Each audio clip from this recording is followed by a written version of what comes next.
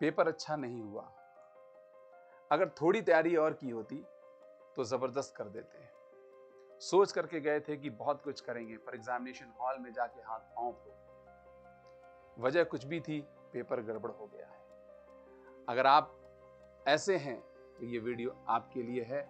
मैं हूं आसिफ इकबाल, आपका फिजिक्स कोच, और आज मैं बात करने वाला हूं उन सभी बच्चों से, उन सभी प्यारे बच्चों से जिन्होंने 7 मई के एग्जाम में किसी प्रकार की, किसी वजह से, किसी गड़बड़ी की वजह से अच्छा परफॉर्म नहीं किया और वो मायूस हैं, परेशान हैं और आगे एक अंधेरा सा है, अब क्या करना है। मेरी बात बहुत मार्मिक होगी, बहुत वास्तविक होगी, और मेरी बात उन सभी बच्चों से है और उनके गार्जियन से है जो बच्चे एग्जाम में अच्छा परफॉर्म नहीं करते। देखिए, अब जो होना था वो हो गया, हम और आप उसे जाकर के बदल नहीं सकते। अब हम ये जान करके कि तुम ऐसे हो, तुम वैसे हो, दोषारोपण करके उन चीजों को नहीं कर सकते। हमें एक अच्छा विश्लेषण करना होगा, एक अच्छी एनालिसिस करनी होगी और उसके बाद त्वरित तौर पे फैसला लेना होगा, ताकि अगर हम कुछ भी आगे करना चाहें तो उसमें देर न हो जाए। मैं आपके सामने कुछ चीजें रखता हूं, शायद ये चीजें आपको फायदा पहुंचाए, आपके काम की हो। मैं जो भी कुछ कह रहा हूं उसमें मेरा तजुर्बा है और उन बच्चों का भी तजुर्बा है जो बच्चे सिलेक्ट हुए, जिनके साथ हमने काम किया और काम करके उनसे सीखा। वही चीज मैं आपके साथ शेयर करना चाहूंगा। देखिए, आपने परफॉर्मेंस वहां पर जाकर के आपने परफॉर्म की, परफॉर्मेंस कैसी रही, खराब रही, जो भी रही, वजह कुछ भी है कि अगर आपने बबल गलत भर दिया था, ये हो गया था, वो हो गया था, हमारे सामने मार्क्स ही है जो हमारे सफलता या असफलता का प्रतीक है। यदि हमारे मार्क्स अच्छे हैं तो हम सफल हैं, नहीं अच्छे हैं तो हम असफल हैं, चाहे हमारे पास ज्ञान का भंडार ही क्यों नहीं था। तो हमें सबसे पहले अपने मार्क्स पे ध्यान देना है। अगर आपके नंबर 300 से कम है तो इसका मतलब यह है कि अभी आपने मेहनत करना ही नहीं सीखा, आपके पास कोई सही दिशा भी नहीं है और सही दिशा में आप मेहनत भी नहीं कर रहे हैं। अगर आपके नंबर 300 से 400 के बीच में, तो कुछ दिशा का बोध हो चुका है, आप समझ चुके हैं कि हमको, हमारा डायरेक्शन ये होता है, ये सिलेबस कंटेंट है, ये सब्जेक्ट है, ये फला सब्जेक्ट है, आप ये सारी चीजें समझ चुके हैं, लेकिन आप उसको बहुत अच्छे से एग्रेसिवली एग्जीक्यूट नहीं कर रहे, यानी उस पर लग करके काम नहीं कर रहे।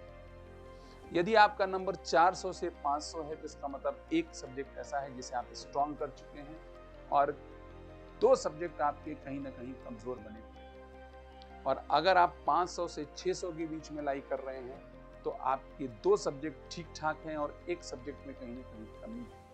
ये इन नंबर्स का मतलब आपके सामने मैंने रखा है, या ये भी कह सकते हैं कि आप इन्हीं में अपनी वजह भी ढूंढ सकते हैं। और इन सभी नंबर्स के कम या ज्यादा होने के पीछे एक और चीज काम करती है, आपका नजरिया, आपका एटीट्यूड, आपका दृष्टिकोण क्या है, आप किस एटीट्यूड के मालिक हैं, पॉजिटिव एटीट्यूड के मालिक हैं या निगेटिव एटीट्यूड के मालिक हैं, ये भी कहीं ना कहीं आपके मार्क्स को तय करता है। तो ये एक विश्लेषण है। अगर ये नंबर है तो इसका ये मतलब है। अब आपको करना क्या होगा, आपको शांति से पहले ये देखना होगा कि आपके नंबर के कम होने के पीछे वजह क्या है। सारी वजहों को आप लिखें कि ये वजह थी, ये वजह थी। कुछ कॉमन वजहें होती हैं और कुछ स्पेसिफिक वजहें होती हैं। कॉमन वजह है सब्जेक्ट का ना आना या सही दिशा का बोध ना होना। कुछ स्पेसिफिक भी होती है, डिस्ट्रैक्शन है आपकी जिंदगी में, आप दुनियादारी में ज्यादा हैं, खुद में नहीं हैं, और भी बहुत सी चीजें हैं जो आपके असफलता का कारण हो सकती है। उन कारणों को देखिए। आप तकलीफ में होंगे, मैं जानता हूं, आप परेशान होंगे, मैं कह सकता हूं कि कुछ हाल आपका ऐसा हो, लेकिन याद रखिएगा ये क्षणिक है। यदि आप उसके ऊपर काम करें, उसके बारे में सोचें, समझें, एनालाइज करें, ठीक से उसका विश्लेषण करिए और ठीक से विश्लेषण करके आप लिखिए कि ये वजह थी, ये वजह थी, ये वजह थी, ये वजह थी, और स्वयं से सवाल करिए, अपनी अंतरात्मा, अपने अंतर्मन से सवाल करिए कि क्या हम इन वजहों को दूर कर सकते हैं, क्या हम इसके लिए कटिबद्ध हो सकते हैं, दृढ़ निश्चयी हो सकते हैं, डिटरमाइंड हो सकते हैं। अगर आपकी अंतरात्मा और अंतर्मन से ये, अंतःकरण से ये आवाज आती है कि नहीं, हम इस बार इस चीज को रूल आउट करेंगे और हम कर सकते हैं, तो आप अवश्य आगे बढ़िए और आगे बढ़ के सफलता का परचम लहराइए। इस बार नहीं तो अगली बार सही लहरेगा सफलता का परचम वही। तो आप इस पे काम करिए और सफलता के लिए आगे बढ़िए। सोहनलाल द्विवेदी की कुछ पंक्तियां हैं जो आपने सुनी होंगी, वो मैं आपके सामने बोलना चाहता हूं। बड़ी ही स्तब्ध पंक्तियां हैं जो बहुत कुछ कह जाती हैं शब्दों के जरिए। तो मैं आप लोगों को समर्पित करता हूं, उन सभी बच्चों को, मेरे सभी स्टूडेंट्स को, सभी बच्चों को जो देख रहे हैं, जो लैम्पराइटर परिवार से किसी भी तरह से जुड़े हुए हैं, हमारे फैकल्टी मेंबर से, हमारे लोगों से किसी भी तरीके से कहीं भी जुड़े हुए हैं, और उनसे भी जो इस वीडियो को देख रहे हैं।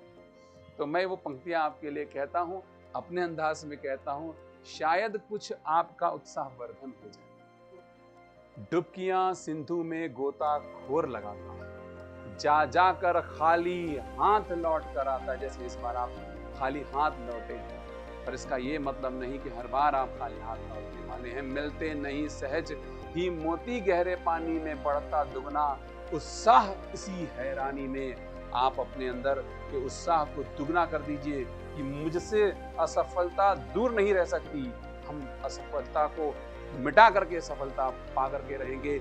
मुट्ठी उसकी खाली हर बार नहीं होती, कोशिश करने वालों की हार नहीं होती। असफलता एक चुनौती है, इसे स्वीकार करो। स्वीकार करिए कि आप असफल हो गए। झूठ मत बोलिए कि मेरे 300 प्लस है, 350 प्लस है, 400 प्लस है, 450 प्लस है। झूठ का आवरण मत ओढ़िए। असफलता एक चुनौती है, इसे स्वीकार करो। क्या कमी रह गई देखो और सुधार करो। अपनी कमियों को देखेंगे, दूर करेंगे। अरे भैया ठीक से फिजिक्स नहीं पढ़े थे, ठीक से केमिस्ट्री नहीं पढ़े थे, प्रैक्टिस कम किए थे, क्वेश्चन कम, पिताजी की बात नहीं मान रहे थे, दोस्ती यारी बहुत किए थे, फोन पे लगे हुए थे। हम दूर करेंगे। क्या कमी रह गई देखो और सुधार करो। जब तक न सफल हो नींद चैन को त्यागो तुम, संघर्ष का मैदान छोड़ मत भागो तुम। भागिएगा नहीं कि किस्मत खराब है, मामा जी ने बोला था नहीं हुआ, ऐसा नहीं हुआ, वैसा नहीं हुआ। संघर्ष का मैदान छोड़ मत भागो तुम। कुछ किए बिना ही जय जयकार नहीं होती। जो लग रहा है ना कि लल्लू था, हमसे कम पढ़ता था, सिलेक्ट हो गया, ऐसा नहीं है। एक रात में कामयाबी नहीं मिलती, उस रात के लिए कितने दिन गुजारने पड़ते हैं वो आपको नहीं पता, शायद आपको नहीं दिखा।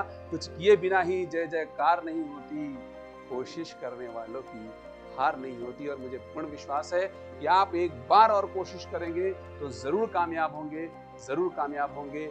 मेरी शुभकामनाएं, मेरा ढेर सारा आशीर्वाद आपके साथ है।